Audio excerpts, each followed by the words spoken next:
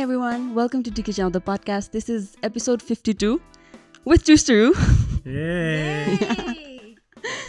So this is another episode of the In Conversation series where we have conversation with interesting people. And today we're here with our favorite couple from TikTok. Welcome to Dhikichyau, the podcast. Thank you, Kritisha. We're very excited to be here. Thank you for giving us a lot of bow. Yes. We're actually very excited to have you guys over, and we also kind of talked about what we want to talk about in Azako episode, and the entire theme is going to be around relationships and navigating relationships in Kathmandu in Nepal. So I think that is something we wanted to talk about too. So we're really grateful you guys are here, and thank you for letting us use this space. Shout out to Hotel Maya Manor. And also our sponsors before we start, Anona Clothing and Coffee 8848. So let's get started. Great. Can we start with your journey? I mean, the relationship, how it started, and how you guys got to know each other. Just a story, walk us through the timeline. Okay. Wow, so unexpected. Didn't think you were gonna ask that, eh? Yeah. You wanna Do go? you want to start? No. No? It's always Okay. interesting when you start. Yeah. Okay.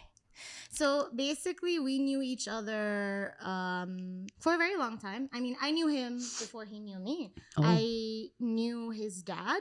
Okay. So my dad and his dad were really good friends. And when I was 10 years old, I know my dad and his dad would always go for dinners in Koto. And he'd always be like, oh, I have a chora and chori. And I'd always wonder where these boys and girls were. So anyway, so then when we grew up, we basically met at his ex-girlfriend's going away party. That's where we met. But we were both dating other people. Uh-huh. And I was like, oh, cute boy, but clearly he was with somebody else and I was with somebody else. Yeah. It didn't really go anywhere. And then 10 years later. 10 years. 10 years. About Wow. 10 years. Was Mhm. it 10 years? Yeah, Honestly, something like 9 that. to 10 years later, I know. Uh-huh. I was coming out of another relationship and I was done with relationships. And suddenly I was sort of done with boys in general. And then I heard that he came back from Amsterdam. He had gone to Amsterdam. Oh, okay. So we had separated in many ways, distance included. And he came back from Amsterdam and I was just actually, let me see if he's, if he's interested in having a coffee or a drink. So wait, you initiated the... I initiated. Oh, Yeah. So I nice. initiated, although he likes to think that he would have initiated if I didn't initiate. Yeah, she's just faster. Yeah. But he took way too long, I think, because he was already around from Amsterdam. He'd already been around, and I'd already sent feelers through my friends that I was interested. Oh. Do you remember that? No, not really. Yeah. No, you remember this. I remember this. Yeah. So basically, I had asked one of my friends to find out if he was single because he was always in a relationship with somebody or the other. Okay, in the past 10 years that we've been sort of friends, and so I asked my friend to find out. And my friend asked his friend, and then his friend even told him somebody's interested in you. Wow, and then his cousin asked my friend, being who is this girl interested in Adhish? Oh. And then my friend told him it was oh, it's Trisha. I think these guys would be quite cute together. I know. And then nothing for 3 months. Nothing for 3 months. No, I was Wait. thinking, I was contemplating what I was going to do, talking to my friends. It's all in the 3 in the months. background. Yeah, so 3 months, I know. And then I was just okay, I'm done. I'm just gonna ask him out. So we met. I don't remember exactly where we met. It was kind of north side, not met. Farmers but we market. saw- Yeah. Farmers market. We saw each other, and he sparks the paisa gaya thi, okay? We were Aw. I went to talk to her. yeah. Yes, right. My mask and everything. Yeah, I approached her. That's right. He did approach me at that point, but then I was kind of I texted him immediately. I said, "Hey, are you? I think you're pretty cool, and we haven't really hung out really on just the two of us. And are you interested in going for a drink?" I know. Yeah. Oh. That So was how it started. 3 months. What were you contemplating? 3 months. Putting you on the spot. Wow, yeah. What was I complimenting? Nervous why? Yeah, I don't know. No, I was really just busy with my. So you're busy with activism, your own work. My work, yeah. I just didn't have time to. Oh, really? Didn't have time. Didn't have time to think about relationships. I also had gotten out of a big, like a long relationship prior in Amsterdam, so I think I was just kind of trying to figure out what I want to do. And I also had, like Trisha had said, I had been in like a series of relationships, and I was like, okay, maybe it's time for a break. Take a breather. But then there was no breather. And then we met, and then there was no breather on my side. But I think one of the things that you pointed out was like about आफ्नै friend circle-मा छ नि त सबजना, and Kathmandu is too small. Like you keep bumping into like people, but like they're friends of friends, and like they've probably like dated your friends or like swiped right on your friends or something like that. So did something like that happen with you guys? I mean, was it like awkward in any ways? This is a really good question. Have you dated any of my friends? Oh. I don't know. Have you met? Do you know my That's friends? what I wanted to say. So yeah, I mean, there were like overlaps, especially from my side. That was one of the complications as well. I think that like when we first started, it was a little bit difficult to navigate through. But we did. I think we handled it quite gracefully. Yeah. Yeah. You want to talk about that? Huh? You want to talk? Yeah, we're still together. So everything's working. You know. That's a fair point. Yeah. No, but we were just like honest about our past relationships, and just asking each other if we're okay with that, and also making sure there were no other complications. Yeah, I mean that is the reality of dating in Kathmandu. I mean, the crowd is too small. Yeah, for sure. Yeah, but like, how did you guys wait? So how long have you guys been together? 2 years. 2 years. 2 years we've been together now. And like, when did you guys think you wanted to start a TikTok, or was it like were you guys just like doing it for fun? Like, did you guys have something in mind? This wasn't a well thought out like plan of ours. But you were already. Yeah, I was already on TikTok, but I wasn't. I was just doing it because pandemic ko bela thiyo, and I was sort of like fooling around, and I really liked the idea of TikTok as a social network platform because it was kind of like making fun of people. Like before then, we had very serious social medias, like platforms, like Twitter. Oh my God, that was like a really bad phase that I went through. And then there was Instagram and Facebook. They just progressively got like serious, whereas TikTok was sort of like, oh, you're making fun of your life, unseni, and it just seemed more real. So I started just doing things on TikTok and really embarrassing things for a millennial. I've seen those embarrassing things. Some of them are still in the drafts. No, and at one point I also had like did you archive them? Like Dhikichyau, like, is it still there? No, it's still there. No, there's also like this floating TikTok. Oh, yeah.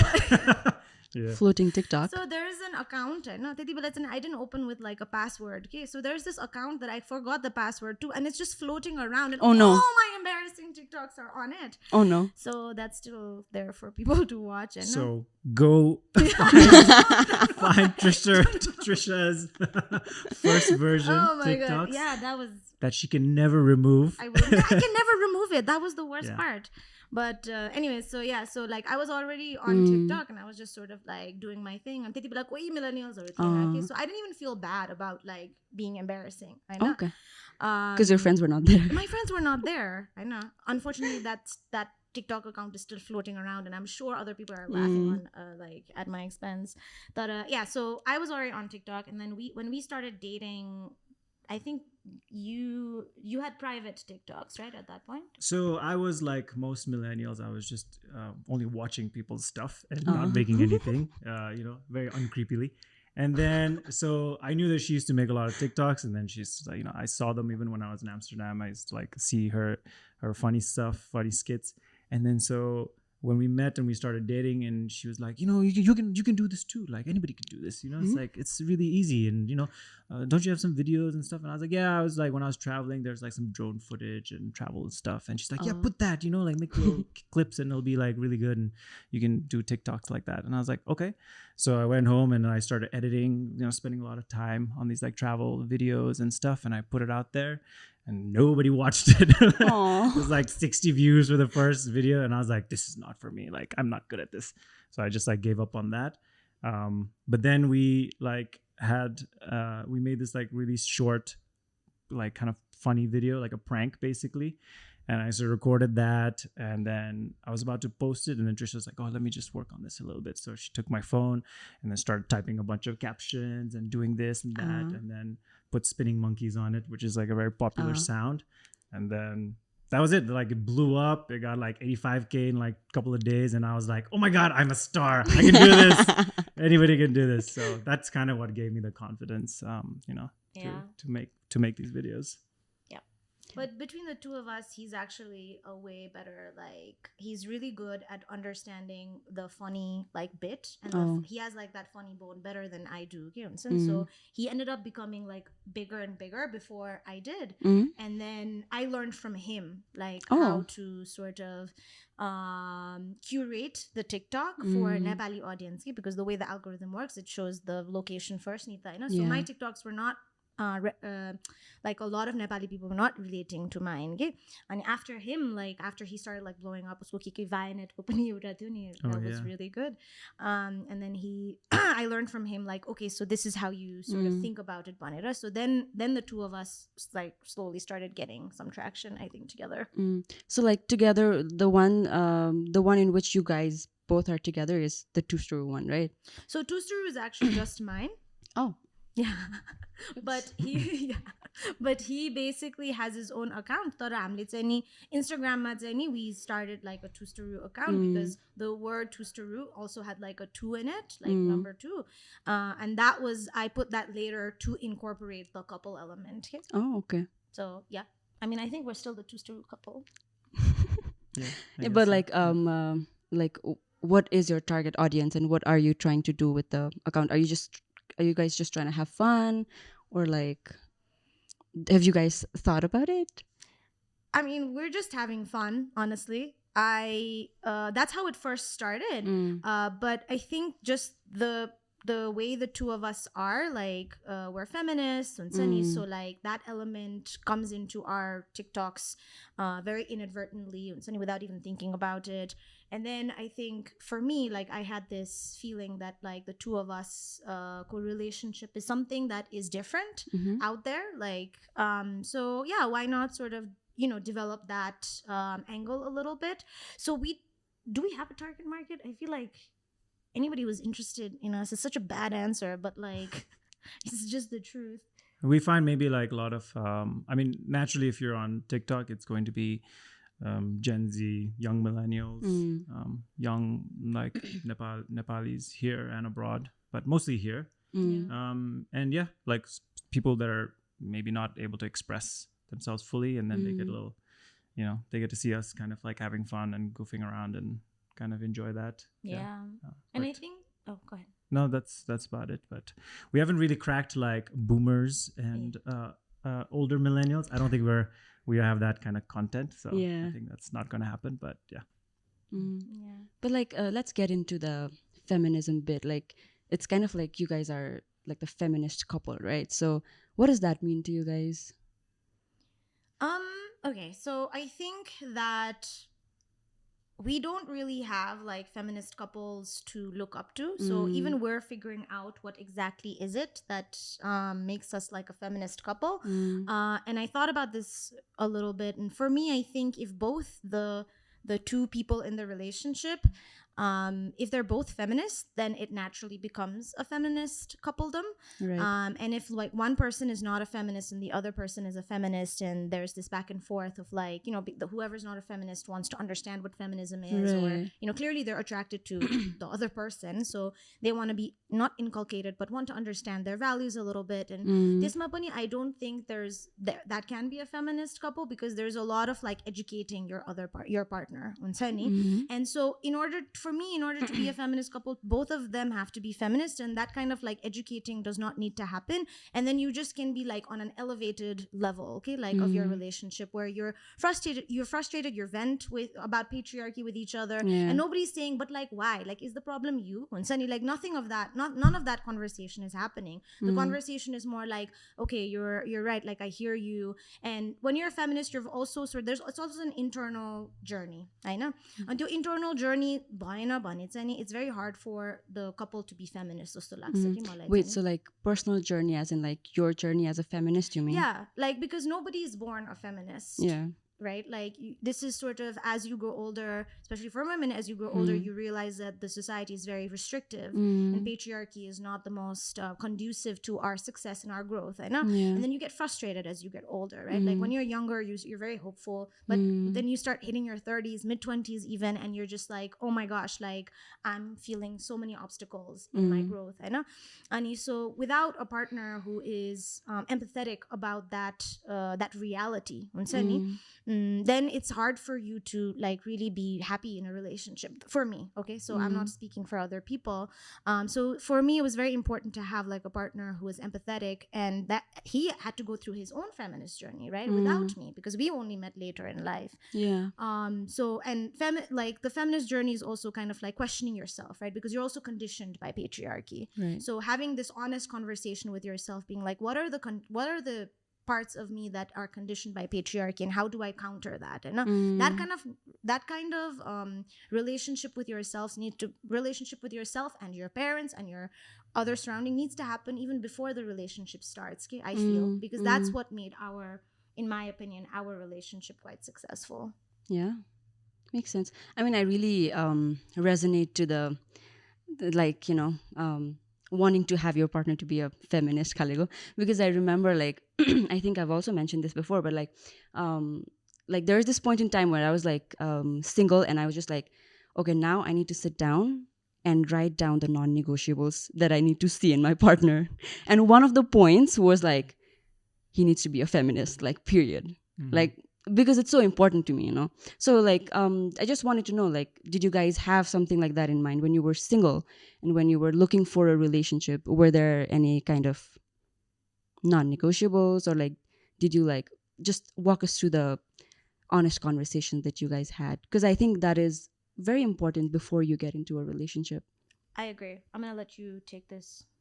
Well, I don't think I had a lot of non-negotiables because, you know, it's gonna sound weird, but I get to date women, and it's like I find that it's like women have to work so much harder to kind of from what Trisha tells me, it's like to find partners that are compatible, that are good.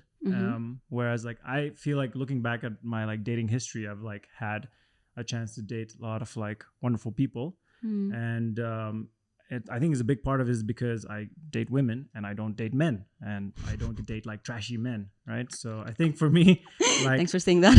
yeah, I don't think I actually had that many crazy like non-negotiables. And I mean, I would say like I wouldn't want to date anybody toxic or who would maybe be very restrictive in terms of like what I do or who I see and stuff like that, or have kind of issues with privacy and personal space, those kinds of things.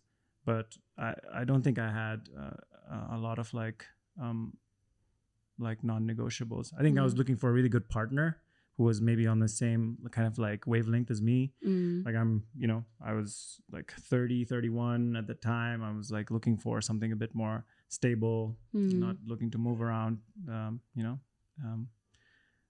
wanted to date somebody intelligent, yeah, beautiful, has a good sense of style, funny. Yeah, so those are my non-negotiables, I think. Yeah. But like tell us more about your journey of becoming a feminist. Who, me? Yes. I think part of it was like where I was brought up. So I grew up in a household with mostly women.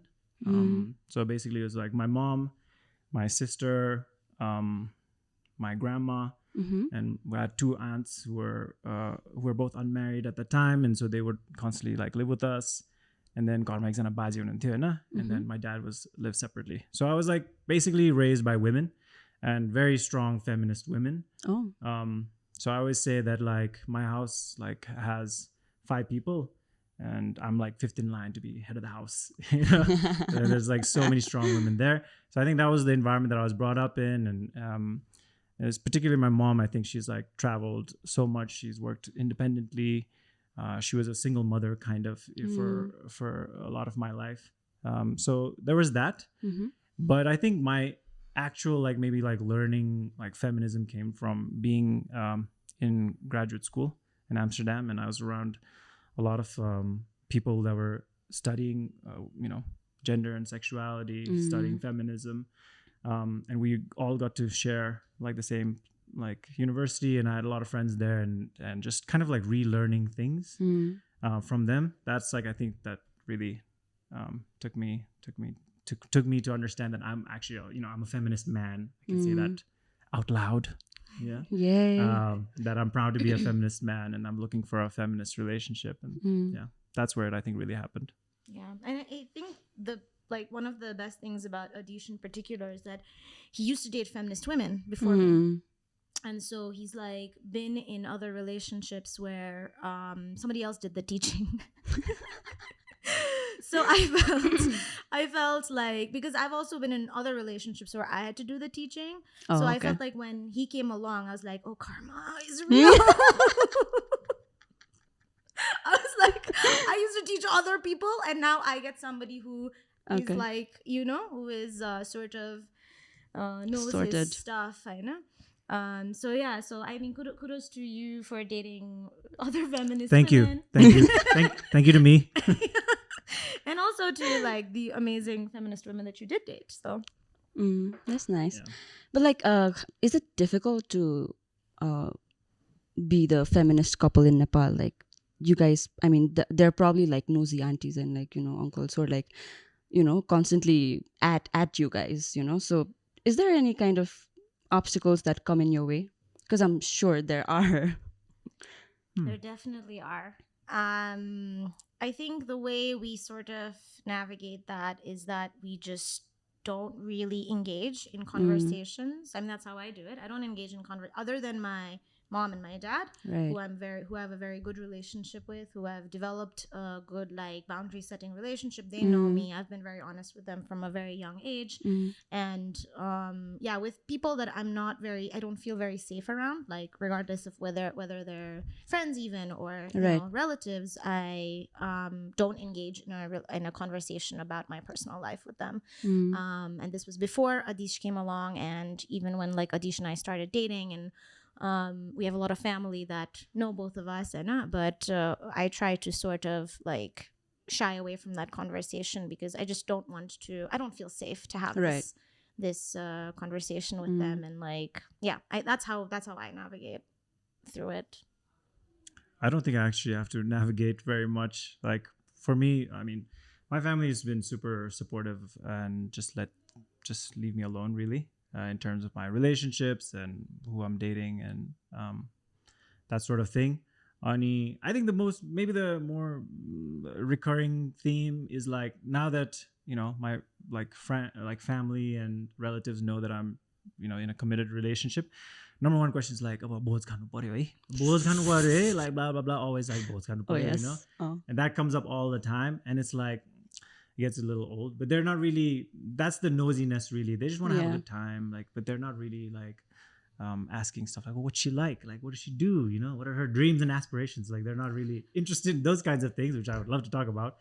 But they're just like, biha garnu paryo, and that's kind of like, that's where the conversation usually goes. And so that's the nosiness really that I deal with. But where do you guys stand on like marriage? Like, what are your thoughts on marriage? And like, I think this is a really good question. We're still sort of trying to figure that out, honestly. But as far as we have discussed, marriage is more difficult for women than it is for men. And the best part about having a feminist man is like, he gets it, so easily. Like, other men are kind of like, oh, but marriage is just a part of our life. Like, we have to sort of do it. Like, why are you making it so difficult? And whereas with him, he's just like, you tell him, okay, marriage is essentially, it is you are moving as a woman. You're moving from a property of being your father's to your husband's, right? Right. I don't want to do that. like I don't want to do that anymore. Or not anymore at all, right? I don't want to be seen as property of anybody to be transferred to anyone. I want to be seen as an individual, and as long as that kind of is sort of my motive, like I will try and push that conversation as much as possible, because the moment a woman gets married, then she's no longer her own parents or daughters. Yeah. And like you don't have to change your name anymore, but essentially like it's the same thing as changing your name. Your children are gonna have your husband's name on Sunny, so like you pretty much disappear. Like the society is like made in such a way that erases women's existence on Sunny, and that kind of realization, when it hits you, like you're not having fun with it. You have this aversion to marriage as an institution, right?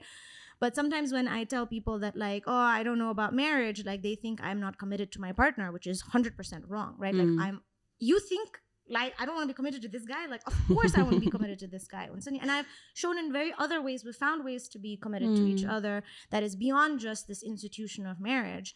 However, we just don't like, as we sort of grow older, like, is this something that we have to capitulate to? And Sunny, that conversation is still sort of happening, because we do live in the way things are on Sunny, and legally, like, it's a legal recognition as well. Okay, but I think for me in particular, like, I want to extend this as much as possible, because I want people to sort of see me as, oh, Trisha and Adhish, this relationship, or Trisha as an individual and Adhish as an individual, like not like Adhish's wife on Sunny. Like, I just don't want that. I want us to be seen as equals, and that kind of, if you get married too early into the relationship, again, my opinion, if you get married too early into the relationship, you're like, women in particular lose that sense of identity, and I just want to hold on to my identity as much as possible. Yeah, I think for me, like, I know my life is not really going to change that much with marriage. Like, it's really, people aren't going to treat me differently. They're not going to talk to me differently. It's like you get to be a man, your whole life. It's like the greatest job that anybody can have, right? But it's completely different for women. And so in the beginning, like, I would talk to Trisha, be like, well, my family's very cool. Like, they get you. Like, it's gonna be fine. Like, stuff like that. But because it's like, she would say stuff like, it's not just like your immediate family. It's like you have relatives, you have friends, you have this.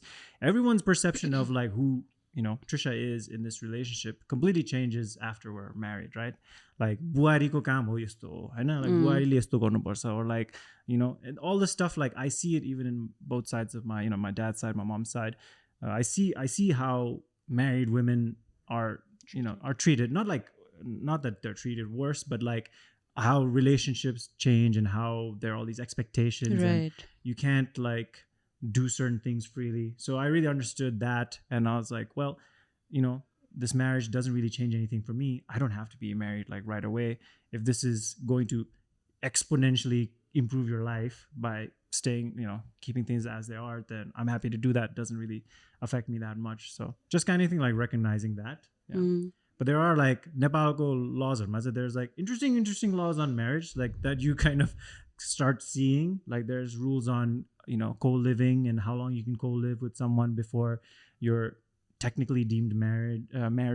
If you're like, I don't know the exact number of years, but from what I remember, it's like if you live with someone for a number of years, you're automatically considered married if somebody else can like prove it or something. And I was just like, what?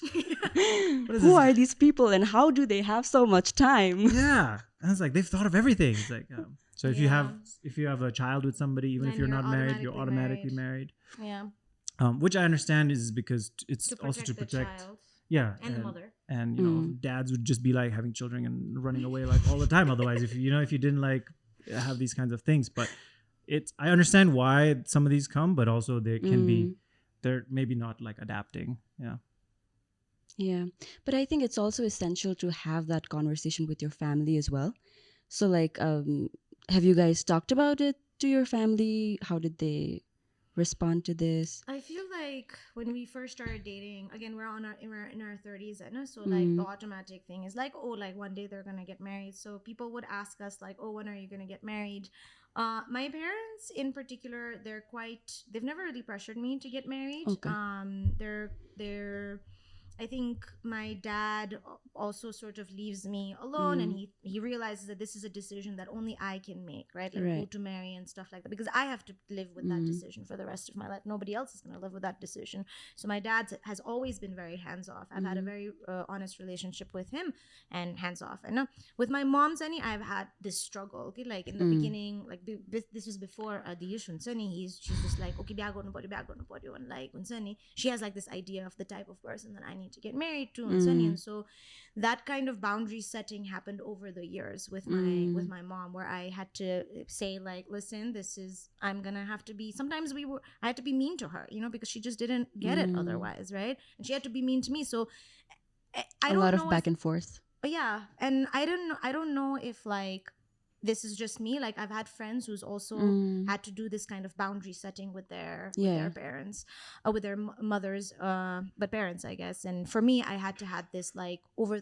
the past 10 years before I met him and Sunny. And I think that's also important, having like boundary setting conversations with your parents before like you meet the person that you're going to be with forever. Like there's a lot of internal work that I think people need to do before they jump into like marriage in particular, Right. and being with your forever partner, and part of that is also having boundary setting relationships with your parents. And like I've had to had that before Adhish even came into the picture. And when Adhish came, it was like smooth sailing, like it like no sort of no uncomfortable Impediments. conversations around marriage, and they sort of leave it to us. I think they secretly do hope that like we're gonna capitulate, and Secretly, they openly they openly hope.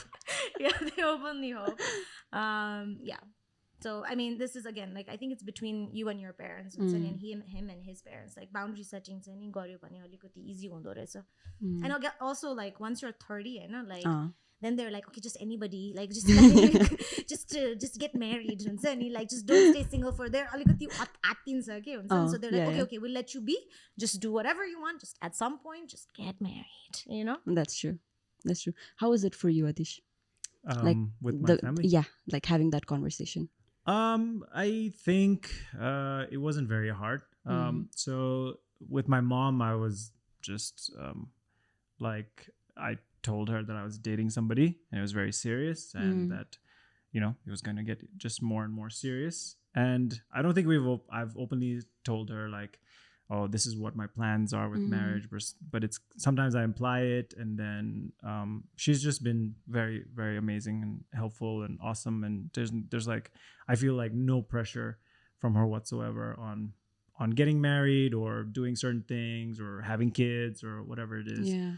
Mostly because I think she's just too busy and she just like works too hard, and she doesn't have time to like think about what's going on like in my personal life too much.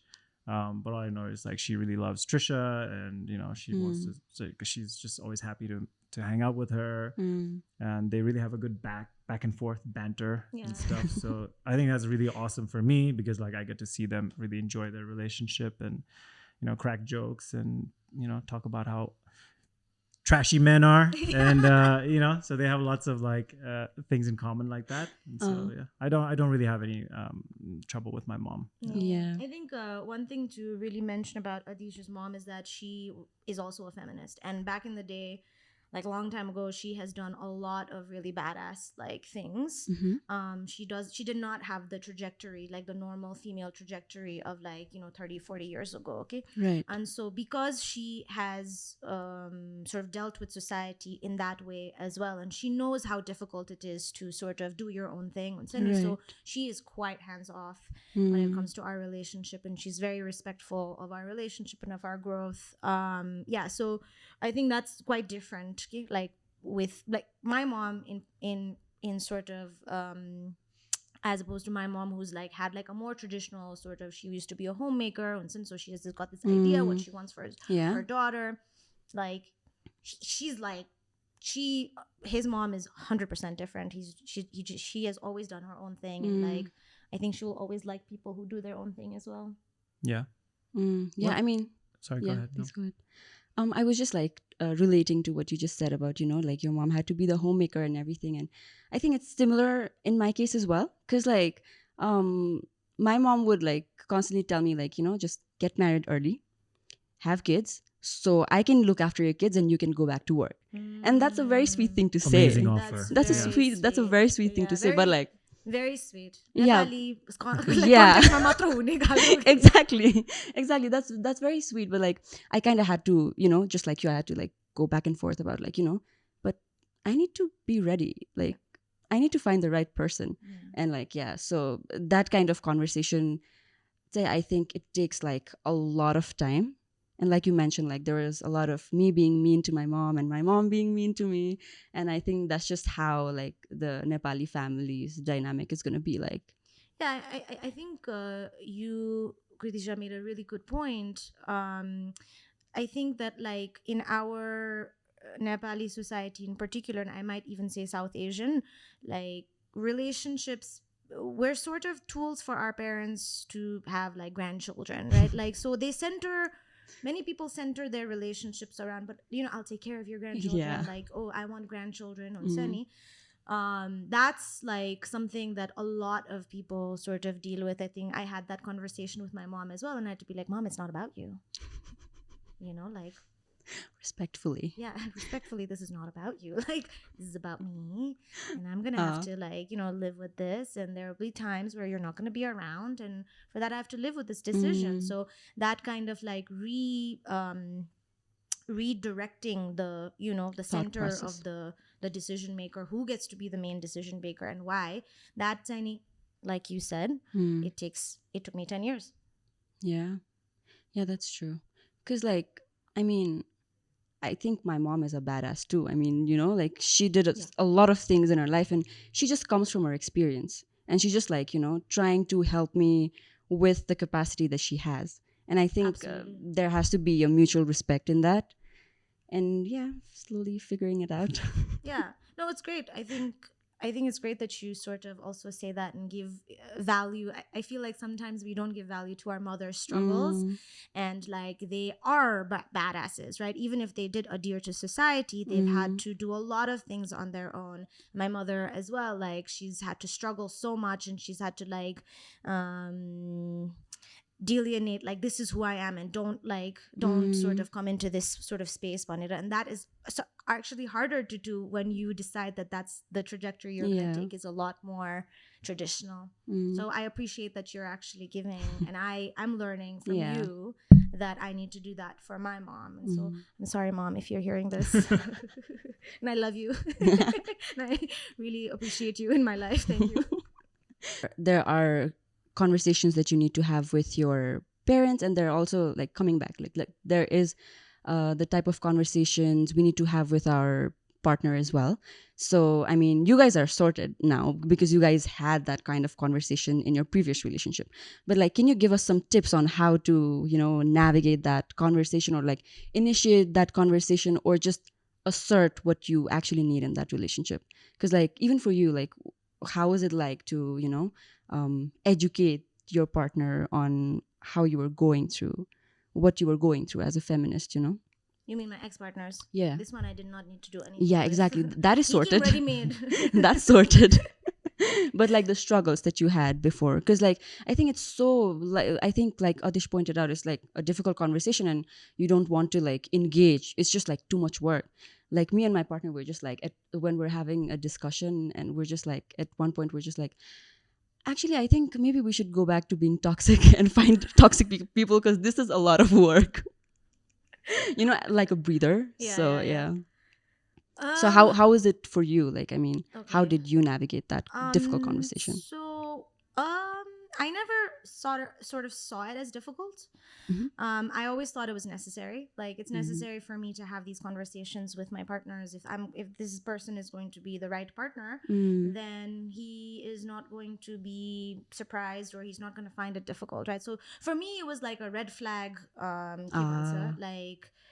Eliminate Calico. It was like a process of elimination. Wow. So if this person has a difficult time or doesn't think is like an important conversation, red flag, this one's out. You gotta go. Yeah, you gotta go. or like I'd have to find a way for them to go. But like, that was the difficult part. That's I think where I come out to be a little toxic, where I was just like not having this honest conversation, and like I didn't like it, and this gotta end. But I was also learning in that way. But I think for me,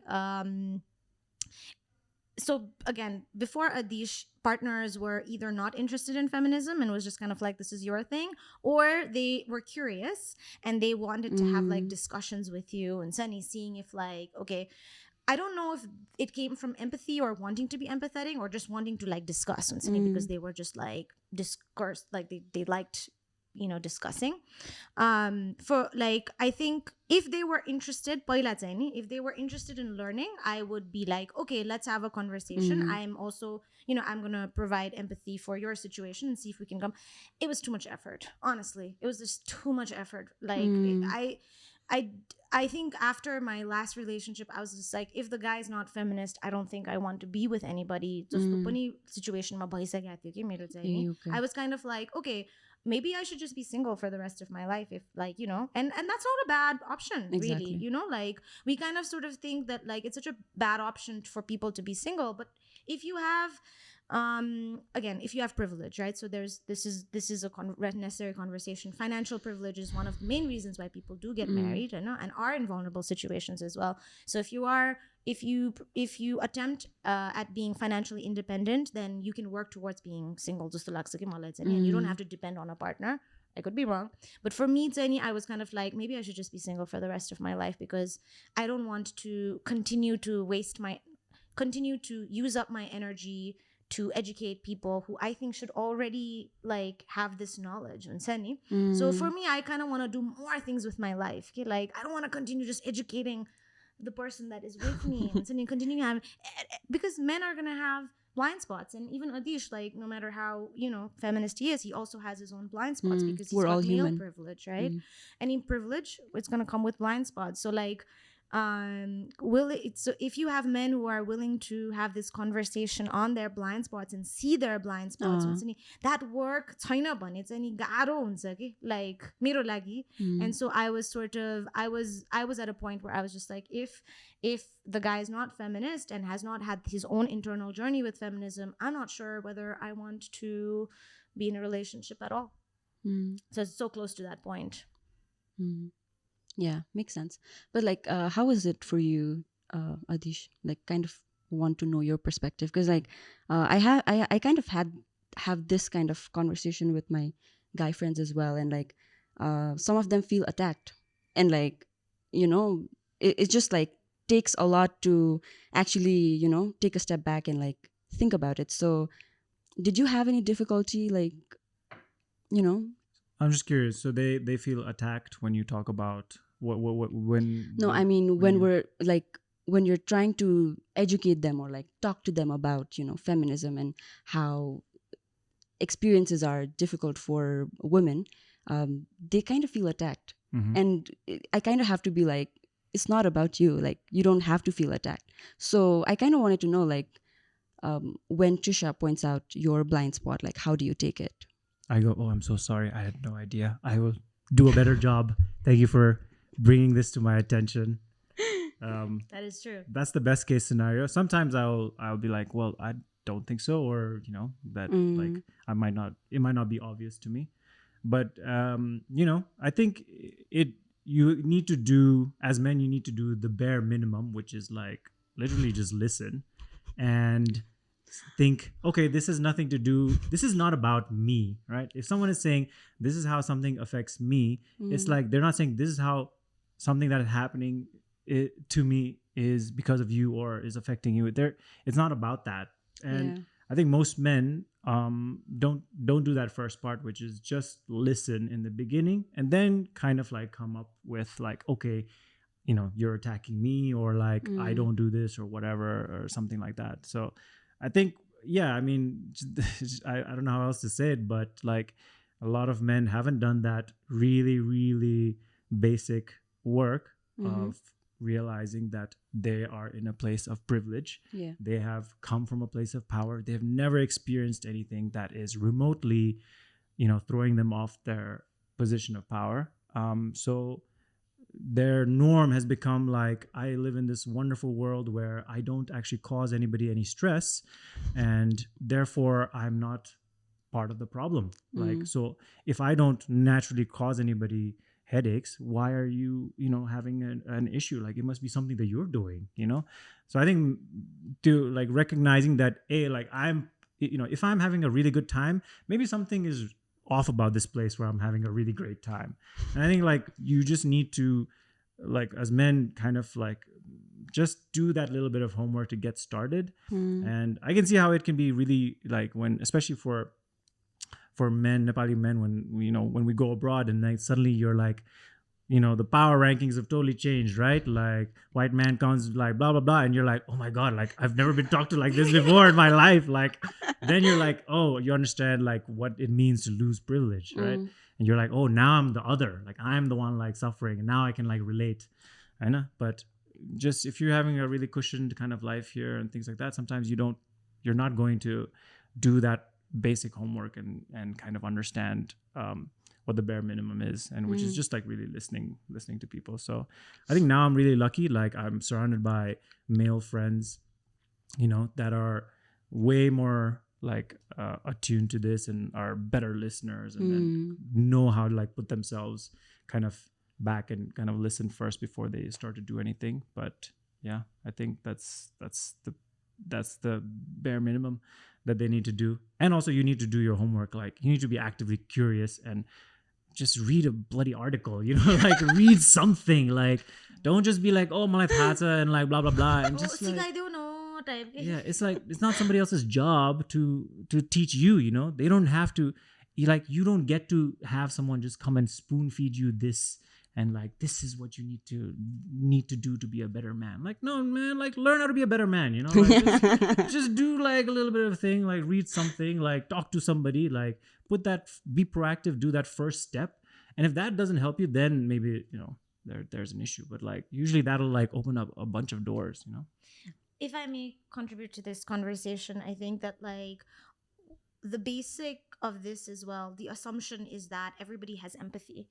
And like, not everybody has been taught to be empathetic, I think women have been taught to be empathetic from like a very young age. Like, they'll say, oh, but like, how would your brothers feel? Like, how would your father feel? Like, don't ask them these questions, because your brother, they're already doing a lot. Yeah, and your elders are going to feel like uncomfortable. Like, don't do that. But I think men have not had like this kind of conversation. Josto lagcha, okay? So like, because this is in like, yeah, I think that like they've not been taught. They've been taught to sort of be like, this is your right, like, this is just what it is, sort of a thing. Like, they haven't taught to have this like empathetic. Sometimes women are asked to empathize with their abuser, right? Like this is sort of our media, they like empathize with the abusers. Like, it's just, we've been taught that like the men need to be empathized with, but we've never been taught that the men needs also to do the empathizing, and we haven't taught men the skills of stulaksaki. So like, that's sort of, I would say that is additional skill that I think men maybe don't have and maybe need to invest in, or as a society maybe we need to invest in that. Like, maybe our educational institutions need to figure out, how do we help our boys empathize with their girls. That's why we're having so many like rape cases as well, because they objectify women, right? Like, how do we go beyond like, oh, like women are not just your sisters and your mothers, they are human beings equal to you, right? Like, so there's so many issues that comes up with like men not being empathetic, okay? And I think like even in relationships it comes out in, so I think I just wanted to add that little thing. Yeah, makes sense. I also kind of wanted to talk about like the relationship bit now, but so like before we've also done a couple of episodes on love languages, and we kind of talk about attachment styles as well in our podcast. So do you guys know each other's love language? Because I think it kind of plays a huge role in a relationship, because like, if I constantly want to be, like if I want my partner to be like, giving me words of affirmations and like constantly reminding me of it, but he comes up with like a flower or some expensive gift, that doesn't work. So like, what is it for you guys? Have you guys navigated? I mean, of course, it's been 2 years and like You guys are going strong, I'm pretty sure. But like, tell us about you guys and your love languages. So, do you want to talk? I can share yours. Okay. Oh, you guys See can if I guess. get Yeah. it right. Oh.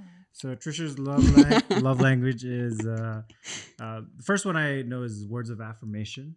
Yeah, I think like she really appreciates when I'm like, you know, I trust you, or like, you know, good job. Like, you know, sometimes like I can see that like maybe she hasn't really gotten that from a lot of people. So it's like it surprises me when I'm like, oh wow, you can like really do this, and like this is, you know, you're really capable at this. So words of affirmation, yeah, saying stuff like you're good at your job, or you know, you did a wonderful thing.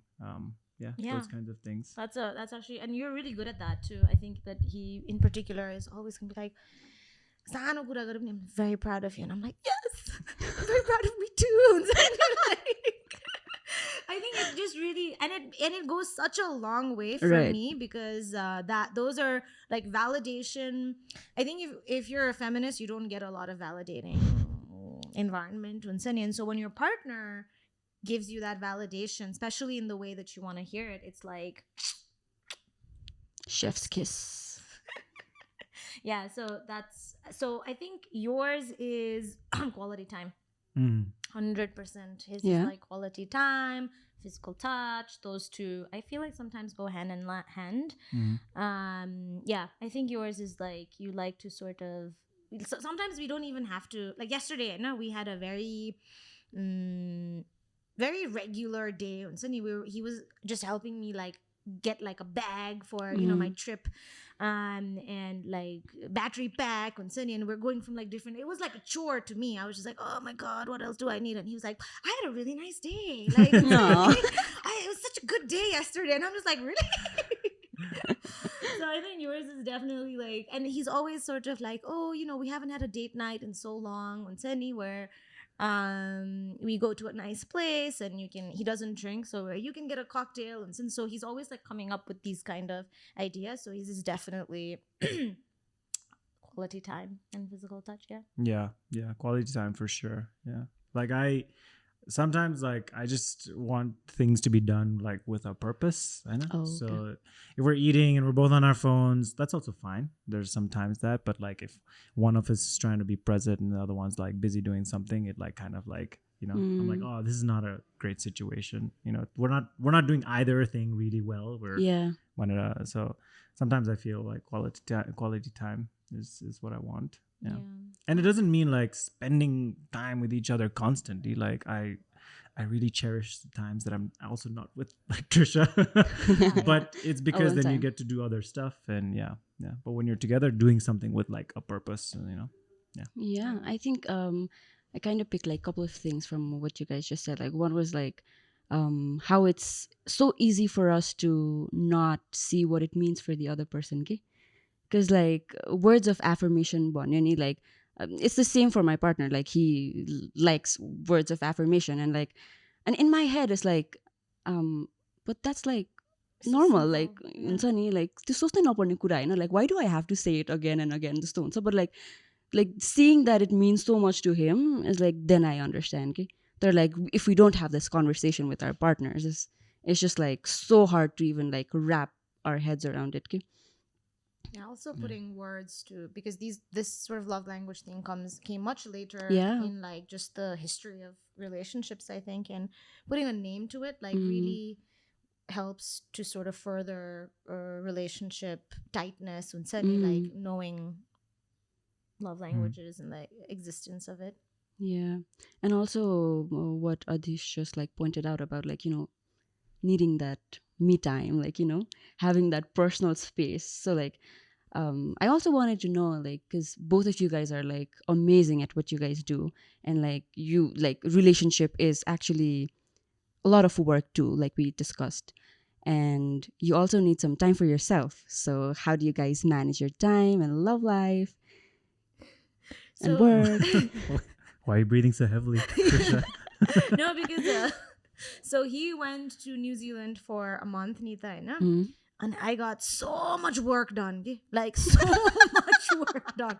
Like not just like work, like professional work, but also like I was waking up on time. And suddenly I was like doing yoga, you know, like and doing meditation. And suddenly I was just like, wow. Like I, you know, when I'm alone, I have this schedule that I can kind of like adhere to.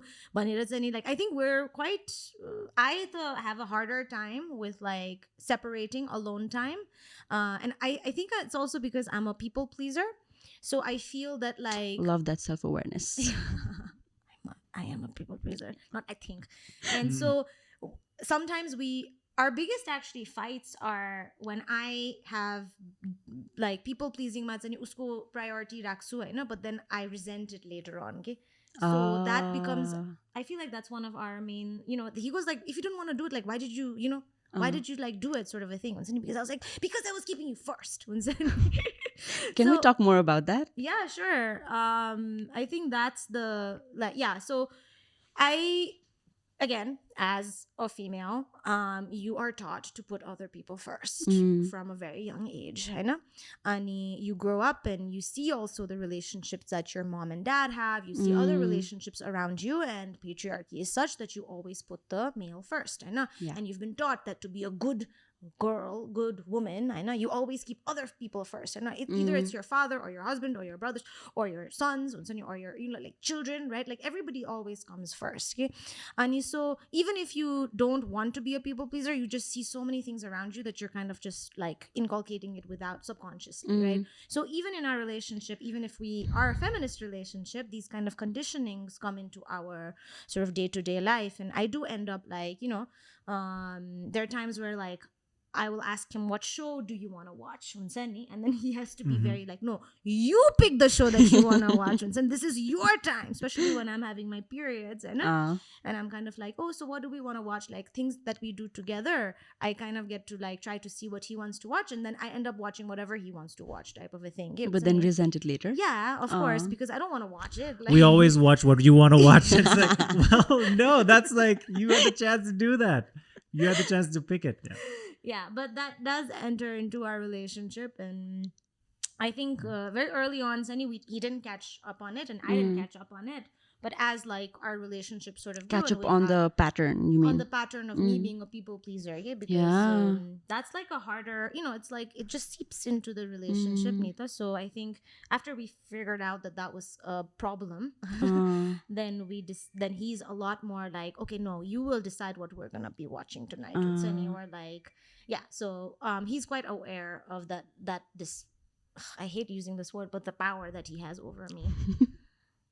I feel like I'm learning too so much, because like I'm like, oh, that is why I get resentful at this point, because I think that's so like at the moment it's like, हुन्छ नि त गरौँ न त, like okay हुन्छ, अनि पछि गएर it's like, damn, I didn't get to do it खालेको feel हुन्छ नि त. Yeah, and then you're like putting your, you know, your what you wanted to do like in the end, and it never gets done. And so it's kind of like, yeah. So I think even for me, alone time, Sunny, is like the original question that you said.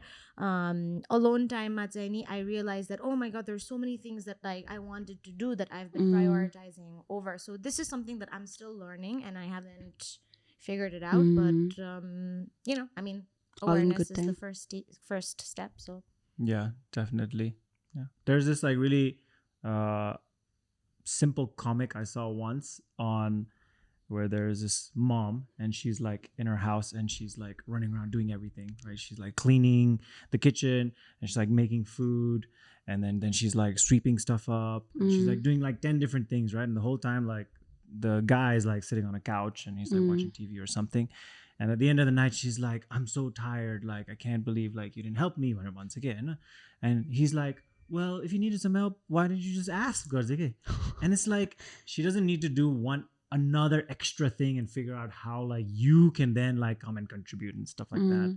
And like, I find that with Trisha sometimes that like us actually spending a lot of time together is like I can't be like, well, you didn't just ask, you didn't just say like you wanted to do this. Like I also need to like recognize some patterns. And then sometimes she'll be like, oh, I'm not getting any reading done this month, or like, I used to read so much before, and now I notice that, oh, okay, this is like a cue for me that I'm like maybe around too much, or like we're just doing too many things that like I want to do or whatever, and that she's not getting to enjoy some of her stuff. But yeah, so I did notice from I came back from Australia, she's like, "Mo the intermittent fasting, man, gore, yati weight pani ghatyo, yo pani bhayo." I'm like going to yoga, and I'm like, the notebook is like all these notes, and like so many books that have been read, and I'm like, wow, I was like, am I the problem? Like, what is going on? I thought like we had a great relationship, but we do have a great relationship. I think I need to work on, I mean, because this is a very newer, 2 years, it's just been 2 years technically, I know. So like there's a lot of things that we still need to work on.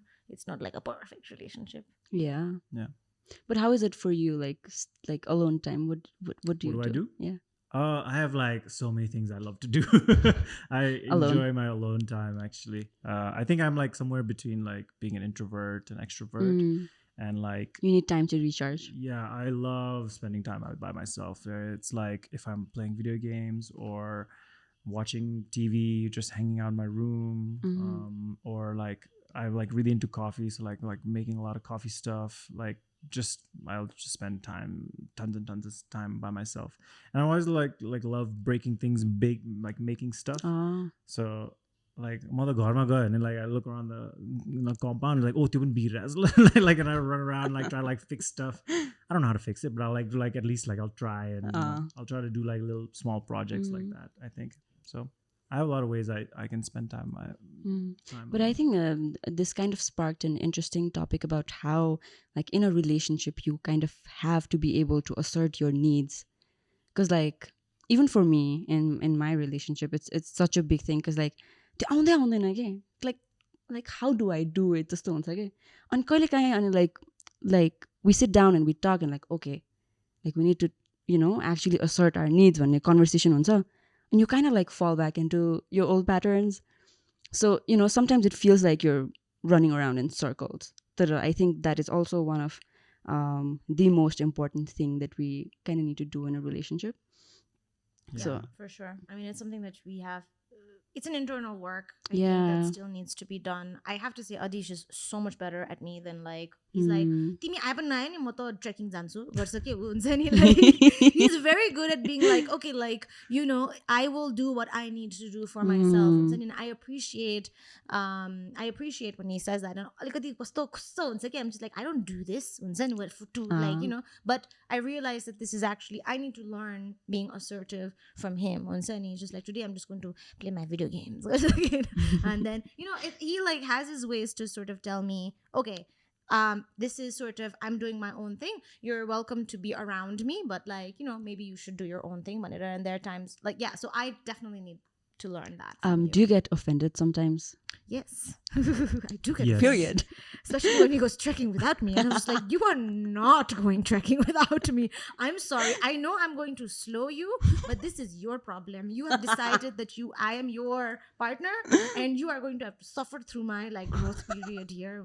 So I definitely I do get offended, but I don't really take it that personally, because I don't think it's something to take super personally. It's just I know that he loves me, I trust him. Like I don't think that he especially him in particular, like he's not trying to dominate me. We have this, I think actually we haven't discussed this, but this trust, honey, like that I have with him, and hopefully he has with me, like that helps you to not take many things seriously. When he says like, oh, ma ta checking jansu timi bina, like it doesn't feel like it comes from a place of like abandonment. You're not important. I know I'm important. It's just that like in this particular case, like I am not a very worthy trekking companion, and that's just what it is. It's really not that deep. And so that trusting part, I think investing in your relationship and making sure that trust doesn't go away very easily is like an assumption to the resentfulness that comes in later, possibly. Yeah, so like when you guys have like a conflict, or when you're finding it difficulty to navigate through these difficult emotions of, I don't know, sometimes you feel like you're being abandoned, or like sometimes jealousy is there, and so it's inevitable, like in a relationship. So how do you navigate that? How do you like snap out of it, or like do you guys have a strategy to like, resort to? No. Do I you mean, we guys not fight have like like all couples Mm. do. Like we argue, we fight, and then, you know, I think worst, thing that I do is like I become a little passive aggressive, and then I know that I Ah. can be like that, and then later on I have to like apologize for like this type of behavior.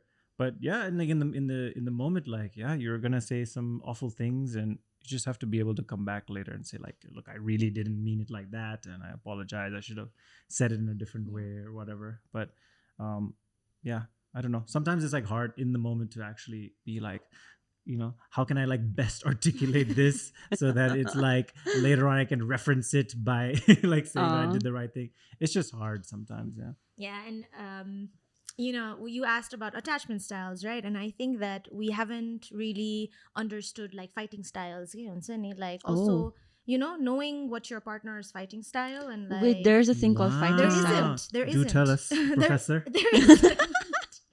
There isn't, or I don't know if there exists. No, but like, Oh my god, like I you're think- literally coining a new term on our Fighting podcast.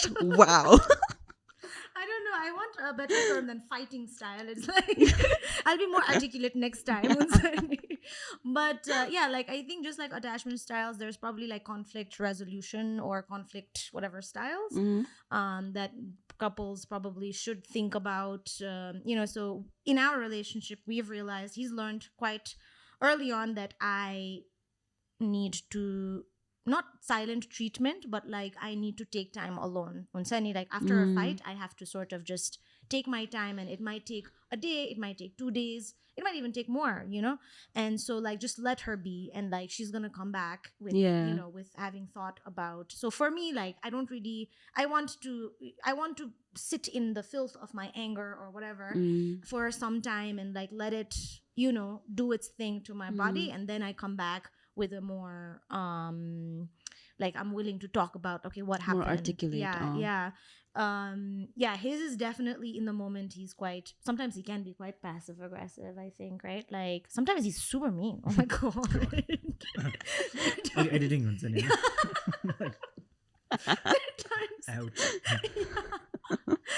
Yeah, and but the good thing about him is like, so this is during a fight, but after that, he's just like, I really apologize. I wasn't being fair to you. And so then he says these things where he's clearly coming from like a place of like, okay, I wasn't fair on you when I did these things. Am I like that? I don't know. I forget. What am I like?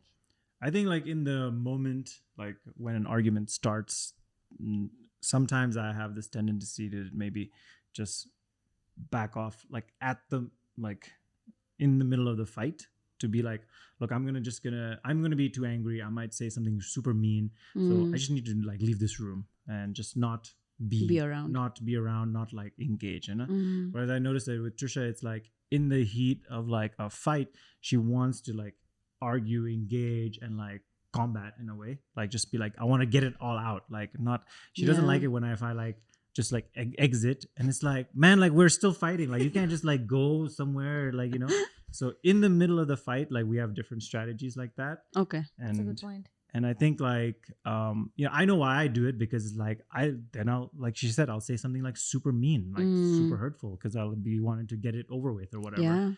But then and then after the fight is like done, then that's when Trisha takes her really nice sweet time, and then she will like be like just absent from like the person who uses her phone like all the time is like never on her phone, right? Not responding to anything. And that's when I need to learn like, okay, this is not about me, like she doesn't have to respond to me, it's not about getting over the fight when I want to get over it, and just like then just like so like if you guys get into a fight, like Trisha wants to get it all out and like just get it done with and then take a break, but like for Adhish, it's like you want to take a break while you're having a fight. Like in the middle of a fight, like when we're arguing, I'm afraid to say something like hurtful and mean. So ideally, how long do you need the break? I mean, He It's doesn't a- need the break actually. in the middle of the fight. No, in the middle of the fight, yes, but you're ready to talk about it the next Yeah. day. Yeah, because I cool down and like Quite. then I'm like, Mm. okay, we want to talk about it, but then I'm ready, but then she's not ready yet, right? So it's like navigating that time. Yeah. Yeah, I think that like I kind of want when we're both having like a fight, and I want everything on the table. Okay?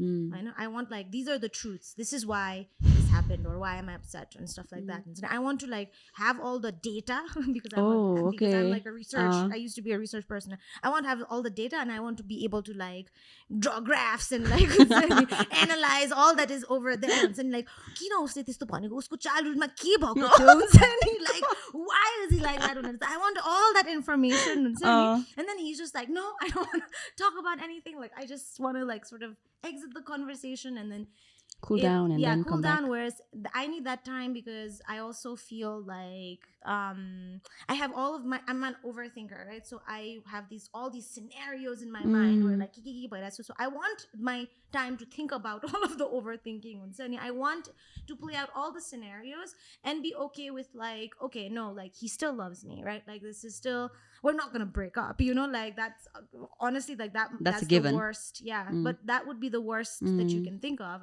and you start from okay we're not breaking up, right? Like he has flaws, I have flaws, he's seen my flaws and he still doesn't break up with me or doesn't want to break up with me because we trust that like we are both we respect each other, we trust each other and like that is the real foundation, and I need time to like go back to having all this overthinking time and then be like no but Also, you like work your way backwards. yeah, Like we're not breaking up, so this is it. So how do I make this better? exactly. Bonne boy anta. We're definitely not breaking up, I know. So then like and actually we trust each other, so we're not in that path and there are times where I have to also ask him from reassurance, being like do you love me, like do you like am I still important to you? I yeah, just there are times where I will You guys are so cute. I'm enjoying this.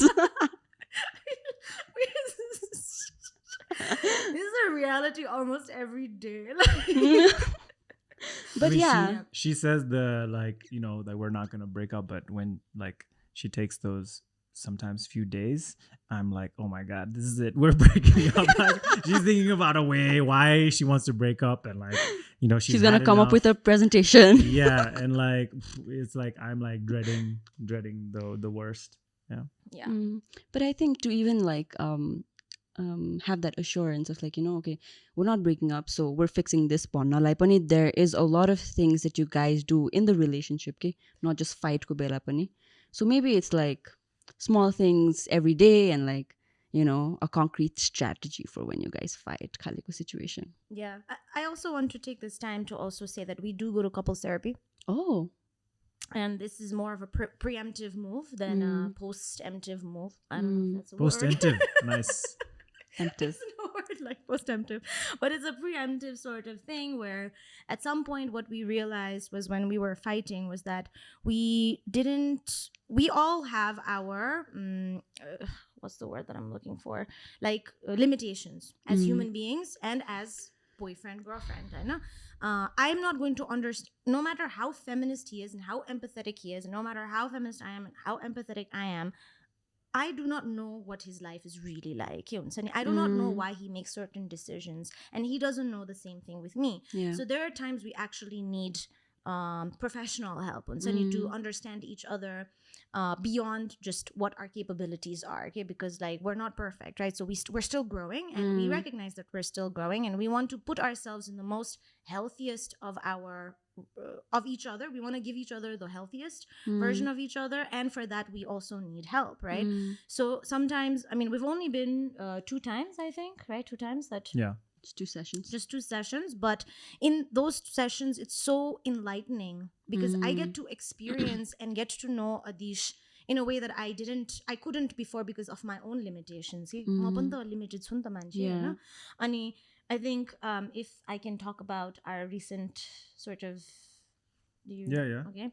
So like I hope. Fingers crossed. Sweating. Yeah. But so basically like grief, okay? The way we both deal with grief was so different, Trishagni. Okay. So, and by grief, I mean like death in the family. Adhish has a lot more experience with death than I do. If you weren't brought up in the same family, you're gonna have very different experiences with grief and suddenly with death.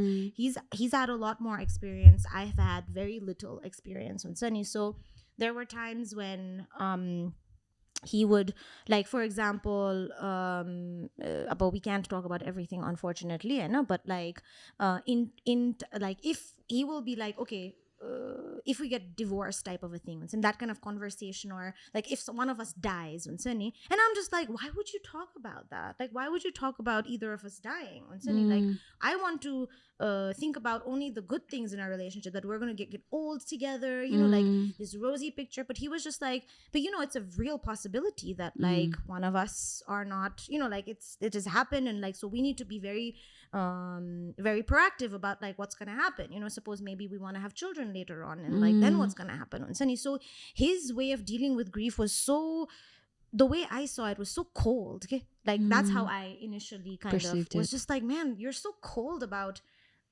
you know, like death sort of a thing. And I was kind of like, I don't want to talk about it, you know. And like, and I think it was interesting because when we went to therapy for that particular session, and the therapist was just like, why are you so not cold, but why are you thinking about death in this way? He talked about like the different types of deaths that happen in his families and the complications that come after on Sunny, whereas I have had little to no experience with that. So when I realized that this was beyond our existing relationship, and this was information that I would have never been able to get otherwise, because I'm so like, death भन्ने बित्तिकै you're kind of like, भन्नु हुँदैन, यस्तो खालको कुरा गर्नु हुँदैन भन्छ नि हैन. And that नै is a limitation रहेछ, okay? So going to like couples therapy was like so enlightening, because we were able to understand each other in a way that we couldn't before, and our limitations didn't allow us to sort of really understand the other person, okay? So yeah, I think couples therapy is something that we will hopefully continue. We just haven't been able to find time, unfortunately, but yeah, but to add on to that about grief, I mean, we don't really have like a language around it, you know. Like even for me, like unsani abo, if there's a death in, like, you know, like friend ko कसैको के भयो भने पनि, like how are you gonna go like and approach them? उन्सनी त्यो conversation नै छैन क्या. And like यस्तो टाइममै त हो, like when you need your friends, when you need your loved ones, and when you don't know how to like approach them, it's just like most of the people, and I myself, like I've done that. Like, I just like stayed quiet, okay? Like, because it was such an uncomfortable situation. It was such an uncomfortable conversation. And like, I feel like we kind of need to, you know, like talk about that as well. Not having the, I mean, grief is one of the most complicated emotions that we unfortunately don't talk about. And so it comes in different ways, okay? Yeah. And then fights or rupani, like, you know, sometimes it's like expressing you know, and you need to understand where it's coming from as well, Nita. No? Right. Yeah, it's I don't know, it's complicated. It's complicated, I yes. don't even know how to. Would you like to say something about this? On therapy, I think like another thing that having a therapist and then talking with the therapist I found so unique was normally about communication is key, and then like, you know, that's it. It's like, yeah, talk to your partner, everything will be great, but that's not really the case, because sometimes आफ्नो partnerसँग कुरा गर्दाखेरि like you're talking at them, and the whole time they're going to feel like they need to say something back, or they need to be defensive, or they need to figure out how they're going to respond to what they just heard, because either they don't say anything and it feels like they've just like they're agreeing, or if they say something then they have to be defensive, right? So it's not always a healthy kind of thing to have that kind of communication. So it's not like partnerसँग कुरा गर्दैमा, it's not always going to solve everything. Yeah. But when you have a therapist there, sometimes it's like really liberating, because हामी तीनजना हुन्छ therapyमा, and then like therapist is like talking to Trisha, and therapist will ask a question like उसले यस्तो कसरी गर्छ, and then she'll be like, well, Adhish does this and blah blah blah, but I'm like listening from the side. I don't even feel like it's like she's talking at me. I can just like listen in and be like, oh, I'm just like taking this conversation in between these two people. and then I can think about this later. I don't have to Yeah. like come up with something on the spot Yeah. or whatever. And I thought that was like such a freeing kind of part about being in therapy. It's like, wow, we actually get to like listen and not feel yeah, like we need you to have to say participate. something and like just be on top, like try one after another. And I thought that was like really cool. Yeah, that was my experience with therapy, but I've only done it 2 times. Like, I think like therapy is huge. मेरो त्यो के भन्छ non-negotiable non-negotiable वाला लिस्टमा चाहिँ another thing was like my partner should go to therapy or should be open to going to therapy भनेर के अनि That's like a good non-negotiable. exactly That's अनि really अनि good. I was like I tell my partner that like, you know, I literally manifested you हुन्छ के wow. I love that. because like he's a feminist and also like Yes. he's going to therapy now, so Awesome. Oh my God, that's amazing. Lottery. manifested you. Lottery. Cheetah. Yes, Yeah. I feel lucky. Yeah. Except you worked at the lottery, so it's like more like a robbery. Yeah. What? Huh? No, like she worked, like she actually did it, not like it just Oh, just It happened. doesn't come out of Yeah. anywhere. That's true. Because they were gonna give the impression like this stuff is like you either win it or you don't. Tuto, Yeah. tuto. No, it's like hard work. Yeah. Not a True. robbery. Yeah, robbery just doesn't sound right. rhymes, but yeah. Yeah. I haven't done that much. Moving therapy. I haven't done that much therapy. It was only actually with sessions with Trisha. So I'm guessing that was Trisha's idea. yes, that was 100% Trisha's idea. She was like, "This is going to be really good for us." Yeah. And, No, because it's important to know what your limitations are. And then it's just going to come in. Trauma is very complicated too, right? Everybody goes through trauma, right? So True. like, those are also important. And I was right. As always. All the time. Yeah, I was actually like, especially I was gonna ask like, what do you guys do to like constantly like, you know, enhance one and improve your relationship, Kaliko? But I think we kind of got an answer. Yeah, I think this is something that we need to be a little bit more, like we need to be regular about it. I think we're not super regular, but yeah, we do that. Okay, Krista. We also give words of affirmation to each other every day. every day. I do. It's like, "You're Wait, so how does that work? amazing. Like you say that to the Yeah, other person? I do say that too. I do say that to you. Yeah, you do. Yeah, I'm just like, oh my God, you're so amazing. Like, I'm so lucky. And then that's why he trusts me so much. Yeah, he's just like, this girl's not going to go away very easily. Also like for our viewers and our listeners who are also like not in a relationship, like who are like single, like what would you like to advise them? What is the advice you want to give them? Because like To get into a relationship, not getting into just in general life. in general, like about relationships though, because like I feel like a lot of people say like the need for relationship the need is on a spectrum in a way. Like some of us kind of feel like, oh, I wish I had a partner, like constantly looking for a partner. And some of them are like, yeah, all in good time, like no pressure. Feel so like what would you advise to someone who's single but like relationship aspect mate? I think this is something that I've always said. Like, it's important to know yourself first, in my opinion. Like, the way I did it was I was actually single for a very long time when I was younger, and in my 20s I was very much single, and I really loved it. I started like really loving myself, and I worked on myself, and now I am at a point where I appreciate who I am and where I've come and how far I've come. And like I have this really good relationship with myself, and that then makes me open. That then made me open to find a partner who was able to sort of make my life better. It's important to be single. It's important to have a really good relationship with yourself and love yourself. And then when the right person comes along, that person's just gonna make your life better. And you don't require him. You're not leeching off of him. You're not doing anything. You're just living the most elevated life that you can be living. So, yeah. That's my advice. I would have thought I would be giving anybody relationship advice in my life. Like, I studied urban planning, you know, it makes no sense.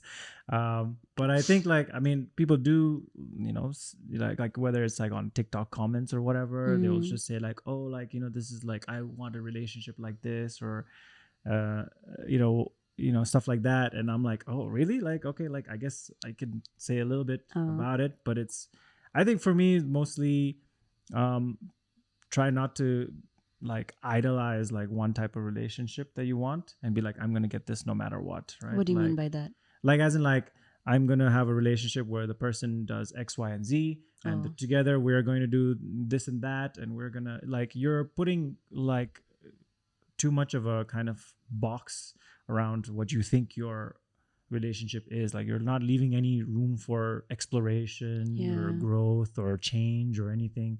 And not everything, like not all relationships are the same. And like something I'm learning from my like friends relationships, that like there are different ways to have like healthy relationships. Like my version is not just the only one that like works. It works for me because of like the partner that I have and like things that we have in common, but it's not going to be the same for everybody. So some people are going to have relationships where their partner is not going to be a good listener for certain times or whatever, and they have to like figure that out, or that they don't have a lot of things in common that they want to do or whatever. Like those relationships can still work. I used to be this kind of believer that like long distance relationships will like never work. Like this is like such a scam, and like you're just like cheating yourself, you're just like fooling yourself, this is not gonna work. But I saw a lot of people do it, like navigate it, and they had like different priorities that they pursued, and like they were happy, and they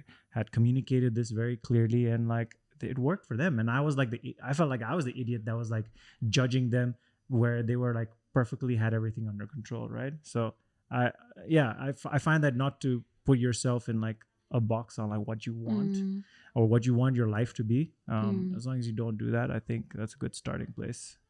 Yeah. I slightly disagree. Which part? I think it's important to have non-negotiables. So I think I agree with you that like be open to sort of different experiences that you didn't think you would enjoy before, right? Like don't be presumptuous about your experiences, but I think it is important to have non-negotiables. You need to know when is the time to cut it off, and like that awareness is important, especially for women. And also for men actually, but I'm coming from like more the women's side, because like otherwise you're just gonna get abused, so there's certain things that you need to have. You need to have like That is true. I need think to have some non-negotiables. I think I kind of want to connect that with the casual dating and hookup culture that we have right now, because like यस्तो सिचुएसनमा झनै चाहिन्छ नि त none नेगोसिएबल्सहरू, like to setting your boundaries and all of that. I think with this we're also kind of coming to the end of our podcast. Is there anything you guys want to add? Anything you guys want to share? I mean, like, I don't know, some story. Oh yeah, like for like follow and subscribe, hit the notification icon. Yeah, not really. I mean, yeah, we have a joint Instagram account. We have a joint Instagram account And TikTok. Yeah. TikTok that you guys have separately, no? Yeah, but it's practically joined at this it's point, practically joint. Yeah, Mhm. it's Twosteroo.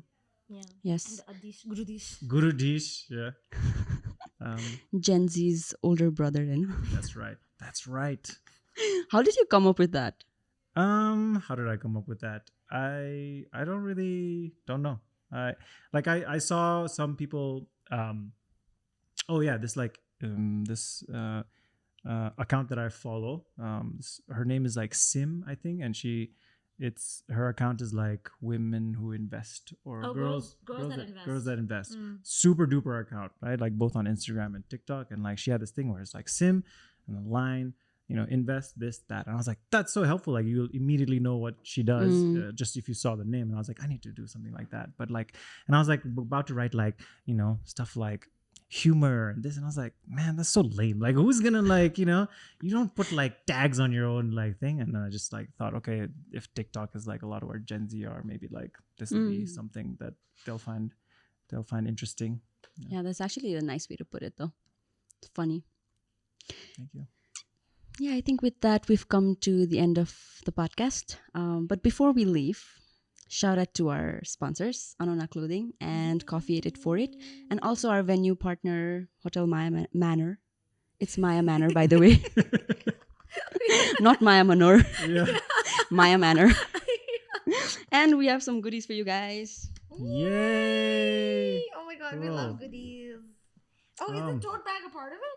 Yes. No, we don't have So to that's return the actually bag. from Anona clothing. So they make 100% organic cotton ko lugaru ani Oh, like cool. this go like waste bako kapda but they make like totes and stuff. I think that is Adhish ko and the other one is yours.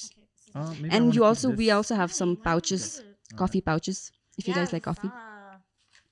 Shout out, huh? Shout out Thank you. 8848. Thank you, 8848 8848 coffee. and Anona. Yeah. Nice. So that is it for today's episode. Thank you so much, guys, for Thank like you. being a part of this podcast. We will link everything down in the description below. And by the way, the top that I'm wearing is also Anona. They have amazing basic tees, so you guys should check them out. And that is it. Thank you so much. Yay. We'll see you guys in the next one. Thank Bye. you.